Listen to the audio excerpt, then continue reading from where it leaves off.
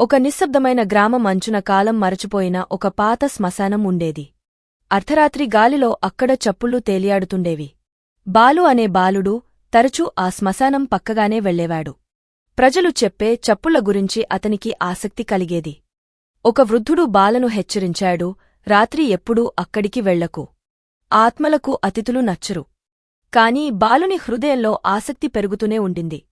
ఒక చందమామ వెలుగులో బాలు ధైర్యం తెచ్చుకుని చిన్న దీపం పట్టుకుని శ్మశానంలోకి అడుగుపెట్టాడు. అంతలో మృదువైన చప్పుళ్లు వినిపించాయి. వెళ్ళిపో, వెనక్కి తిరుగు. అతని గుండె గట్టిగా కొట్టుకున్నా ఇంకా లోపలికి నడిచాడు.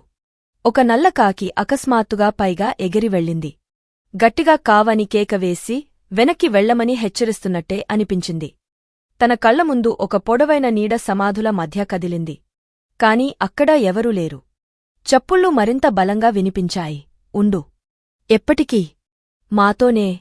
నేల చల్లగా ప్రాణం ఉన్నట్టుగా అనిపించింది. సమాధుల మధ్య పలుచుని నీలి వెలుగులా ఆత్మల రూపాలు ప్రత్యక్షమయ్యాయి. ఖాళీ కళ్లతో బాలను గట్టిగా చూశాయి.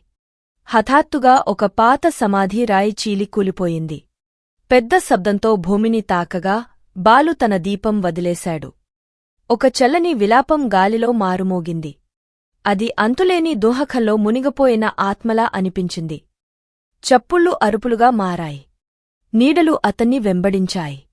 బాలు వేరువేరు మీద జారి పడుతూ పరుగెత్తాడు. కంపిస్తున్న కాళ్లతో బాలు చివరకు తుప్పుపట్టిన గేటు చేరుకుని బలంగా నెట్టాడు. రాత్రిలోంచి బయటపడ్డాడు. అతను వెనక్కి చూసేసరికి ఒక ఆఖరి చప్పుళ్ళు వినిపించాయి. మేము వేచి ఉంటాము. ఆ రోజు తర్వాత బాలు ఎప్పుడూ శ్మశానం లోపలికి వెళ్లలేదు.